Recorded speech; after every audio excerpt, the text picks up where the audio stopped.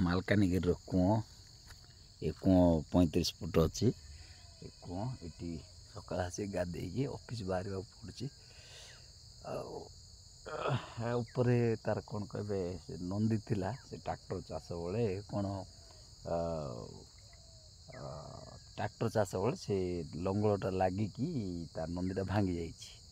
ଆଉ ଏଇଟା ହେଉଛି କୂଅ। କାଲି ବି ଗାଧେଇଲି, ଥଣ୍ଡା ନାହିଁ ସେତେ, ମାନେ ନର୍ମାଲ୍ ଅଛି। ଆଉ ମାଛ ବି ଅଛି, ଦେଖିଦେବା।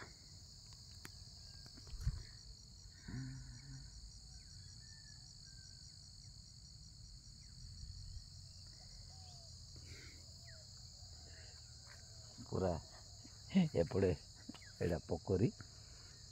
କାଲି ମାଛ ଧରିଥିଲେ ସେ ଭାଇ ଆଙ୍ଗେ।